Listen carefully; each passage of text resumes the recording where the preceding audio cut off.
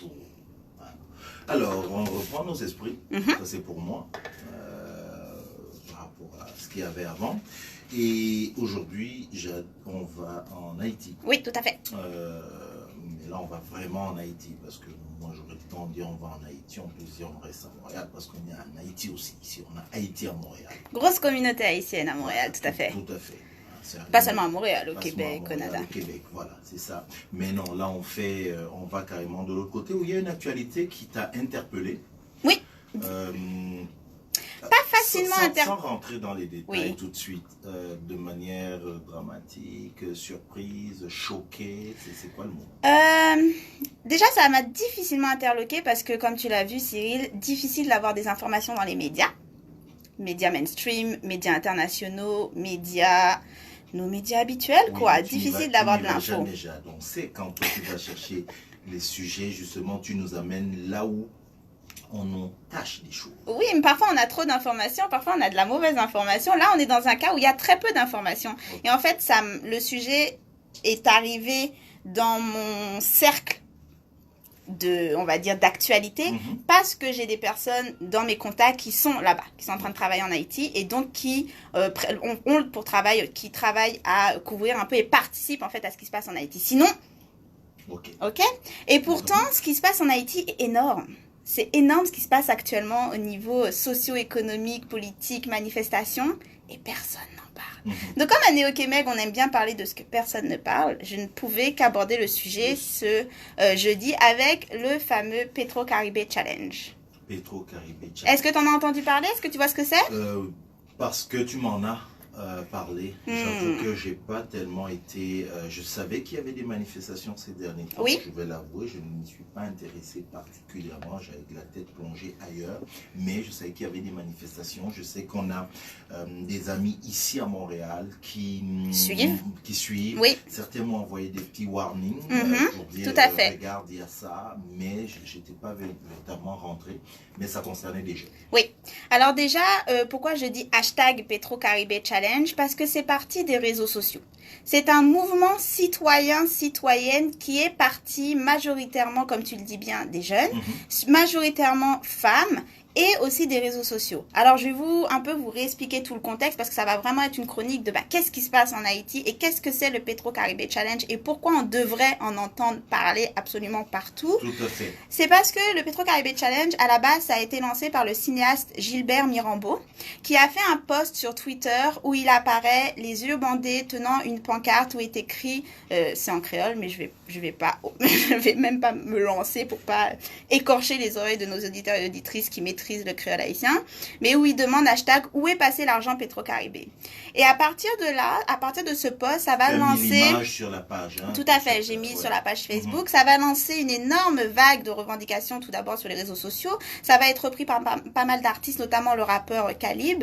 Donc ça va partir de là, et en fait ça va donc déclencher une grosse vague de revendications, notamment sur Twitter, mais aussi sur WhatsApp, parce que ce qui est vraiment intéressant avec ce mouvement, c'est que non seulement c'est un mouvement citoyen-citoyenne, mais il est aussi impliqué, la diaspora haïtienne s'implique également dans ce mouvement. Donc comme tu l'as dit, il y a beaucoup de lancements, relancements, faire circuler l'information, et donc ça passe également non seulement par Twitter, mais par WhatsApp. WhatsApp, c'est l'application pour toutes les personnes qui vivent dans la diaspora, comme vous le savez très bien. Okay. Donc, il va vraiment avoir un véritable ralliement autour du hashtag Petro-Caribé Challenge. Et après quelques jours de tournement, revendications sur Internet, là, le mouvement va gagner la rue. Donc, il va y avoir des grosses manifestations organisées dans tout Haïti. Il y en a eu le 2 septembre. Des grosses manifestations. Il y en a eu donc en Haïti, mais il y en a eu également à l'international. Il y en a eu une à Montréal également. Donc la diaspora va aussi aller manifester autour du Petro-Caribé Challenge. Donc ça va dépasser le territoire haïtien. Et là, la question se pose, c'est quoi le Petro-Caribé? C'est la question. Oui, j'imagine. Tu vois, depuis, tu me vois trépigner parce que je sens. Tu veux les infos. C'est quoi le Petro-Caribé et pourquoi cette question où est passé l'argent? Alors là, du coup, on va refaire un petit peu d'histoire parce que vous savez que j'aime contextualiser. Là, on va contextualiser du point de vue historique. Le Petro-Caribé, qu'est-ce que c'est? En fait, c'est une alliance qui a été lancée par le Venezuela, plus précisément par Hugo Chavez en 2005. Donc, c'est quelque chose qui date de 2005. C'est pourquoi le Venezuela? Il faut savoir que le Venezuela est le premier exportateur de produits pétroliers en Amérique latine, ok? Donc, c'est le premier exportateur. Et en 2005, Hugo Chavez, donc par le Venezuela, lance cette alliance Petro-Caribé, qui est une alliance qui vise à offrir un taux préférentiel au niveau de l'achat des produits pétroliers pour les pays de la CARICOM. Donc, le but, c'est vraiment, si vous venez de la Caraïbe et si vous êtes dans notre alliance, vous allez avoir de meilleurs prix pour acheter nos produits pétroliers que le reste du monde. Voilà en quoi consiste le Petro-Caribé. Il faut savoir que, bien sûr, c'est très géopolitique. C'est-à-dire qu'à ce moment-là, le Venezuela veut faire un pied de nez aux États-Unis et s'opposer, en fait, à l'hégémonie des États-Unis. Le taux préférentiel est vraiment très, très intéressant parce que il s'agit de permettre d'acheter des produits pétroliers avec un remboursement sur 25 ans et un taux préférentiel de 1%. Avec 2 ans possibles de relâche. Donc, 2 ans, vous n'avez pas à payer. Donc, je sais, je vais pas rentrer dans les détails, mais tous les experts sur la question au niveau économique, c'est le genre de proposition auquel on ne dit pas non. Et quand il va être lancé, le Petro-Caribé en 2005, c'est directement 12 pays CARICOM qui vont automatiquement signer. À part Trinidad et Tobago, parce qu'ils produisent leurs propres produits pétroliers, et Haïti. Et ce qui est intéressant, et c'est pour ça que ça montre à quel point c'est géopolitique, pourquoi Haïti ne signe pas à ce moment-là, c'est qu'ils sont même pas invités par Hugo Chavez à rentrer dans l'alliance. Et ils ne sont pas invités par Hugo Chavez parce qu'à ce moment-là, Hugo Chavez ne reconnaît pas la légitimité du gouvernement qui est en Haïti, qui est le gouvernement de transition après Aristide, qui était soutenu par les États-Unis. Donc en gros, Hugo Chavez dit, non, vous êtes côté états-unien, l'alliance n'est pas pour vous, elle ne marche pas pour vous. Donc ce qui va se passer, c'est que Haïti va rejoindre l'alliance qu'en 2006. Mais déjà en 2005, il y a beaucoup de personnes au sein du gouvernement, aux représentants haïtiens qui disent « Ok, non, mais c'est une alliance super, faut qu'on rentre, c'est une bonne chose. » Mais les États-Unis, les développements géopolitiques, ils sont même pas invités. Donc en 2006, ils rentrent enfin dans l'alliance. À ce moment-là, Hugo Chavez les invite parce que c'est sous la présidence de Préval. René Préval est élu, gouvernement Préval, il rentre donc dans l'alliance. Ok, jusque-là, j'espère que je ne vous ai pas perdu. Non, on n'est pas perdu, on suit. Jusque-là, ça va. 2006, donc, on a l'alliance Petro-Caribé, Haïti est rentré dedans. On va faire un flash forward, du coup, 12 ans plus tard. Nous sommes en 2018. Entre-temps, depuis le début de Petro-Caribé, il y a eu en tout 6 gouvernements en Haïti, 2 de transition. Donc, on a eu les 2 gouvernements de René Préval et on a eu les 2 Martelly. Et actuellement, ils sont sous Jovenel Moïse, qui est entré, le président des États-Unis, début d'année février. Haïti. Ouais. Début d'année 2018, qui est un peu le protégé de Martelly. C'est pas non plus un changement très important au niveau de. Qui était à Montréal il n'y a pas longtemps d'ailleurs. Qui était à Montréal, qui était en France il n'y a pas longtemps. Donc il vient d'être élu. Donc on a eu donc à peu près 6 gouvernements qui se sont succédés depuis l'entrée dans le Petro-Caribé Challenge. Et pour remettre aussi en contexte, parce qu'il faut bien comprendre que ce qui se passe actuellement autour du Petro-Caribé Challenge n'est pas arrivé de nulle part. C'est pas quelque chose qu'on peut déconnecter du contexte socio-économique, politique. Je sais pas si tu avais suivi si tu avais suivi Cyril, mais début juillet, le 6, 7, 8 juillet, il y avait eu de grosses manifestations en Haïti pour s'opposer à l'annonce du gouvernement de l'augmentation des prix du carburant. Oui, tout à fait. D'accord? Il y avait eu une annonce d'augmentation des prix du carburant de quoi? Je crois 35%. C'est-à-dire que le gouvernement disait on subventionne plus, donc vous allez payer plus cher. Donc, augmentation des prix du carburant, mais dans un contexte, il va y avoir des grosses manifestations. Le gouvernement va être obligé de back off, donc d'annuler leur annonce. Le Premier ministre, Jacques-Guy Lafontaine, va démissionner. Donc, ça a vraiment été un énorme mouvement populaire pour s'opposer à cette augmentation des prix. Et cette augmentation des prix arrive dans un contexte socio-économique qui ne cesse de se dégrader en Haïti. C'est-à-dire qu'actuellement, plus de la moitié de la population, 58,6% de la population d'Haïti, vit avec moins de $2 par jour. OK? Il y a la production alimentaire, ils arrivent à répondre qu'à peu près 45% du besoin de la population. C'est-à-dire qu'il y a des cas de famine en Haïti. Le prix des produits de première nécessité ne cesse d'augmenter parce qu'il y a un taux d'inflation. On a un taux d'inflation qui stade à 13% depuis quelques années. Je rentre pas dans les détails, mais c'est vraiment pour vous donner une image de quoi on parle quand on parle du contexte socio-économique. Le taux de chômage aussi, selon les relevés officiels, entre 50% et 70%. On approche plus des 70% que des 50%. Okay? Un taux de chômage qui est énorme et les infrastructures ne cessent soit de fermer, soit de ne quasiment pas fonctionner. Les hôpitaux se ferment à la chaîne, les infrastructures sont laissées à l'abandon, sont pas terminées. Donc c'est un contexte socio-économique extrêmement difficile et extrêmement tendu. Et dans ce contexte-là, on a un gouvernement qui annonce on va augmenter le prix des carburants. OK? Donc, grosse manifestation. Pour la petite anecdote, sachant pertinemment que ça n'allait pas plaire à la population, ils ont annoncé qu'ils allaient augmenter le prix des carburants pendant le quart du final de mondial, au moment où le Brésil jouait, parce que le Brésil est une équipe très supportée aux États-Unis. Donc ils ont fait une conférence de presse. Est-ce que vous vous rendez compte le niveau que ça prend de se dire, ok, on va annoncer ça, mais on va annoncer ça pendant le match, histoire que ça passe ni vu ni connu. Peut-être que c'était un hasard, Jeanne. Passons. Donc, la situation, Cyril essaye ça ne marche pas. Et donc, ils vont faire leur conférence de presse pendant le match. Bien sûr, ça n'a pas fonctionné. Et la population a fait reculer donc cette demande. Et donc, vous avez cette situation socio-économique-là.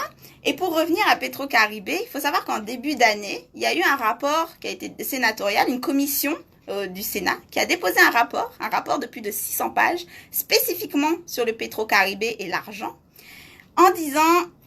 En fait, le rapport est complètement incendiaire. Le rapport, c'est incriminant. C'est-à-dire que... Mais c'est le Sénat. Hein. Oui, c'est le rapport sénatorial, en fait. Parce qu'il faut bien comprendre que l'importance avec le Petro-Caribé, c'est non seulement Haïti peut acheter des produits moins chers au Venezuela, et donc prendre beaucoup plus de temps pour le rembourser, mais également le revendre plus cher, donc se faire une part d'argent.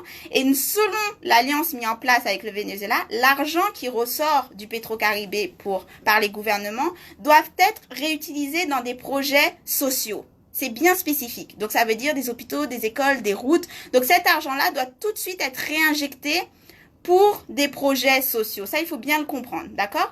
Or, 12 ans plus tard, on a un rapport qui arrive en disant, on estime que l'argent que le gouvernement a obtenu grâce au Petro-Caribé, l'Alliance, entre 3,2 milliards et 3,8 milliards de dollars US. Ok? Or, cet argent-là n'a pas été réinvesti dans les projets sociaux. C'est beaucoup d'argent. Non seulement c'est beaucoup d'argent, c'est encore plus d'argent quand vous prenez le contexte que je viens de vous décrire, mais en plus, c'est un rapport qui va accuser plus d'une quinzaine de ministres de collusion, corruption, détournement de fonds, dont 2 anciens chefs de gouvernement, notamment Martelly, tout un tas de grands noms au niveau des entreprises. Et ce rapport-là, il essaye pas de détourner. Il y a des noms, il pointe du doigt, l'argent a été détourné, voilà, comme ça. Le rapport est déposé début février. Il devait y avoir une réunion extraordinaire du gouvernement autour de ça. Le rapport a été enterré. C'est-à-dire que d'après la petite histoire, d'après la petite anecdote, il y avait des petites coquilles à certains moments du rapport. Il fallait on devait les corriger. Donc tant qu'on vous les avez pas corrigés, on peut pas discuter de ce rapport-là. On refera une séance en novembre. C'était en février. Donc, le rapport est passé sous la table. On a quand même des premières manifestations, mais pas encore à l'échelle actuelle, et quelques médias qui vont quand même aller poker de ce côté-là. Et on a le président, le fameux Moïse, qui passe en France, par exemple, et qui, devant un public composé notamment de la diaspora haïtienne, va se vanter d'avoir mis en place 50 juges qui sont il le dit, corrompus, et qui sont là pour faire enterrer ce rapport-là. Il n'y a aucun problème. Donc, c'est quelque chose, c'est même pas dissimulé, c'est fait ouvertement. Donc, on a ce rapport-là qui est enterré. Et il faut bien comprendre également que c'est dans un contexte où, comme je l'ai dit, les juges corrompus, présidents attaquent tous les premiers ministres, chefs de gouvernement. On a le Transparency International. Transparency International, c'est une commission qui a un indice de corruption et qui classe les pays selon les plus corrompus au niveau gouvernemental. Haïti est classé 163e sur 177. Plus vous êtes en bas, plus il y a un problème de corruption. Hein. C'est pas une bonne place. Moins corrompu au plus corrompu. C'est pas une bonne place. C'est vraiment une minorité qui s'est enrichie très grassement sur une majorité. D'accord? Et il faut comprendre également que le meilleur moyen pour un gouvernement de détourner de l'argent facilement, c'est de passer par les chantiers de construction. En fait, les chantiers... Les chantiers de construction... Ça sonne une cloche ici, non? Je sais, j'ai vu le Cyril vouloir faire un commentaire sur le Québec, je me suis abstenue. Donc, on a l'industrie, c'est l'industrie qui est considérée dans le monde l'industrie la plus facile, la plus corruptible. Parce que, à cause de ses caractéristiques, c'est une industrie où on peut faire des énormes contrats majorés. C'est souvent des projets uniques. Donc, vous pouvez pas dire, en France, la Tour Eiffel a coûté ça, donc pourquoi ici elle coûterait ça? voyez, on peut pas faire de comparaison entre les projets. Ouais, on peut grossir assez facilement les coûts, mais en fait, ce matériau-là, il me coûterait vraiment très cher. Donc, plutôt que de 2 milliards, ça devrait coûter 5 milliards. Et en plus, c'est extrêmement fragmenté. C'est très sous-traité. Donc, c'est très difficile de suivre comment l'argent circule dans le milieu de la construction. Et donc, en ayant ça en tête, il faut savoir, par exemple, que Martelly, entre 2011 et 2014, il a lancé 261 chantiers de construction. Il y a des jours où il les signait à la chaîne. Vraiment, il y a des jours où apparemment, il y a des dizaines de chantiers de construction qui obtiennent leur accord.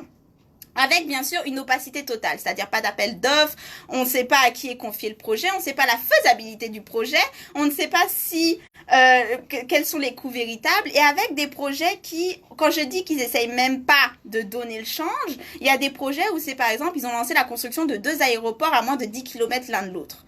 Et dans une zone pourquoi? Donc c'est vraiment, on n'essaye même pas de modifier. Il y a énormément d'informations qui tournent là-dessus avec des photos de stades qui auraient dû être terminés, qui sont des terrains vagues et qui ont englouti 5 millions de dollars US. Donc plus de 260 projets. Mais pas seulement. Martelly, par exemple, quand il voyage à l'étranger, c'était 20 000 dollars US par jour. Qui étaient déboursés pour couvrir ces voyages. Et je parle de Martelly comme étant chef de gouvernement d'un pays où la situation socio-économique est ce qu'elle est, très pauvre, où la grande majorité de la population vit avec moins de 2 dollars par jour. Donc la différence et l'inégalité est extrême. Donc ça, c'est pour vous donner un bon contexte. Et comme je l'ai dit avec les juges de Moïse. Ah oui, Moïse, en plus de se vanter, Juvénal Moïse, en plus de se vanter de ses 50 juges, lui-même a un cas de blanchiment d'argent qui lui traîne aux pieds. Et il a été élu avec seulement 500 000 voix. Donc il a un vrai problème de légitimité. 500 000 voix, pour vous donner une idée, 500 000 voix sur 6 millions d'inscrits. Ça ne veut pas dire qu'il y a seulement 6 millions d'Haïtiens. Il y en a 12 millions, officiellement.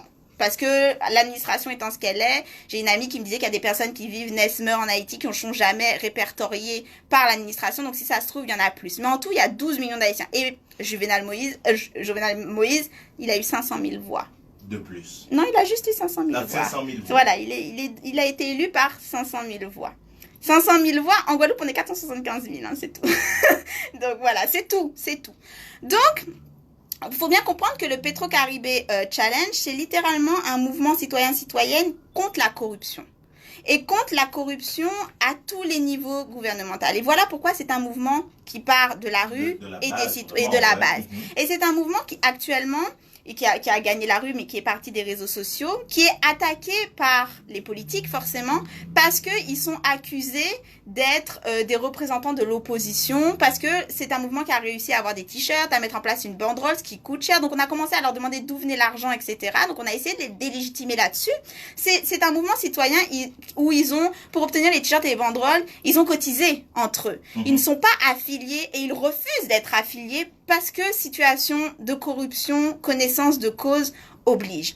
Donc, il faut bien aussi comprendre que c'est une situation socio-économique où on a un pays donc corruption politique, économique qui est manipulée même par des enjeux géopolitiques, hein, comme je vous rappelle Venezuela, États-Unis, donc une volonté de s'opposer à certaines hégémonies. Il y a énormément de documents sur le fait que Martelly, il a été installé parce qu'il était soutenu par les États-Unis, donc lui-même n'avait aucune légitimité. Et c'est également un pays qui, par exemple, vous avez la famille Duvalier qui continue à essayer de lorgner sur le pouvoir en place, la famille Duvalier, petit-fils du dictateur. Donc, c'est vraiment toute une situation extrêmement tendue dans lequel le Petro-Caribé Challenge n'est pas le seul problème qui a causé la situation actuelle en Haïti, mais est un énième scandale de plus de corruption et à une échelle tellement gigantesque, on parle de 3,2 milliards de dollars US, sachant que parmi ces 3,2 milliards, c'est une dette envers le Venezuela de plus de 1,8 milliard en mars 2018. Et il faut savoir qu'actuellement, le Venezuela est en train de faire faillite pour défaut de paiement. Ils ont eux-mêmes une dette de plus de 100 milliards de dollars envers la Russie et la Chine. Donc la situation d'Haïti doit aussi être comprise dans le contexte géopolitique à l'international. C'est extrêmement important et intéressant de le comprendre. Et pour conclure, il y a eu très peu de couverture médiatique en dépit de l'importance du Petro-Caribé, de l'importance du détournement de fonds, en dépit de la tournée internationale de Jovenel Moïse. Et il y a eu très peu de couverture médiatique. Il y a quand même des médias sur lesquels vous pouvez suivre l'information. Notamment, moi, les deux que le plus utilisé pour faire cette chronique, c'est Ayibo Post, qui produit directement depuis que c'est un média haïtien. Une grosse majorité est produite en créole, mais ils ont également des productions de sources d'actualité en français. Vous avez aussi La Loi de ma bouche, qui est en ligne, un blog et qui a aussi un compte Twitter. RFI a été le seul média à l'international qui a essayé d'aller un peu plus loin que juste dire énième manifestation en Haïti. Eux, ils ont vraiment essayé d'aller voir c'est quoi le Petro-Caribé. Donc, je vous mettrai tous les liens en dessous. Est-ce que je dois comprendre que même les médias mainstream d'Haïti francophiles n'en parlent pas? Alors, j'ai trouvé très peu. Je suis sûre qu'il y en a. Je sais pas, le plus gros, là, le Nouvelliste, par exemple, il n'en parle pas. Le Nouvelliste en parle. Il fait partie des ressources où il y a des dossiers extrêmement complets qui le prend depuis février. Donc, le Nouvelliste en parle, oui. C'est au niveau de la résonance que ça devrait avoir à l'international où il n'y a rien du tout. Et c'est un mouvement actuel où la diaspora est vraiment engagée également. Il y a eu des marches à l'international et c'est extrêmement difficile de donner un écho à ce qui se passe actuellement en Haïti. On parle quand même d'une république qui a été la première république après la colonisation et l'esclavage qui s'est déclarée indépendante. On parle quand même d'une république qui a foutu dehors ces dictateurs, toujours par des mouvements citoyens. Les grands moments de l'histoire d'Haïti a toujours été lancés par les citoyens et les citoyennes. Donc lorsqu'on a un tel mouvement citoyen en Haïti qui se soulève, et c'est pas la première fois, il ne cesse d'avoir des gros mouvements, tous les yeux devraient être braqués sur ce qui se passe en Haïti. Ça donne un peu le pouls des mouvements sociaux, des revendications. C'est extrêmement... On a l'impression que l'oubli et l'absence d'intérêt est systématique dès qu'il s'agit d'Haïti. C'est un oubli constant, comme si le monde entier jouait au poisson rouge quand on essaye de parler d'Haïti. C'est assez extraordinaire. Pas extraordinaire dans une bonne chose, mais choquant. C'est choquant, en fait. Voilà, donc si vous vouliez avoir un peu l'actualité en Haïti, j'espère que ça vous a donné un peu de contexte. Oui, ça a donné du contexte, ça c'est sûr, parce que je dis même ici à Montréal, il y a eu quelques manifestations. Oui. J'en vois au moins une, mais c'est vrai que, alors je vais mettre les pieds pavés dans le mar, là, dans la mare, c'est qu'il n'y a pas vu beaucoup de lits. Alors, j'aime pas le mot un peu embêtant auprès de certains de mes amis haïtiens, là, mais le mot leader. Pas beaucoup de leaders qui se soient montés pour... il y a des tentatives de récupération. Il y a des tentatives de récupération du mouvement à ce qui se font sans aucune, comme j'ai dit, sans même essayer de faire semblant. Oui. Mais ils résistent à cette récupération-là. Le mouvement reste citoyen et citoyenne. J'ai également pas trouvé d'informations sur... Je voulais faire un comparatif sur qu'est-ce qui a permis d'être fait avec le Petro-Caribé ailleurs. J'ai une amie, je tiens à faire un shout-out. Je tiens à mettre en avant que j'ai deux amies qui m'ont vraiment aidé à faire cette chronique-là. Je les taguerai parce qu'elles-mêmes, elles suivent vraiment l'actualité par rapport à... Je les taguerai si elles me donnent l'autorisation. Elles suivent l'actualité par rapport à Haïti, dont une qui m'a appelée pour me dire « Est-ce que tu te rends compte qu'en République dominicaine, ils ont un métro ?» République dominicaine, ils partagent une... Oui, ils prennent des selfies. On connaît les rapports. Donc, elle m'a appelé pour me dire, est-ce que tu te rends compte que là, République dominicaine, ils ont des selfies avec des métros, puis nous, voilà. Donc, ça, c'est selon ses dires. Ouais. Mais j'ai pas trouvé d'informations là-dessus. Merci beaucoup, Jeanne. Je t'en prie, merci, Petro-Caribé. Au moins, on a l'information maintenant. De toute façon, on va la partager encore.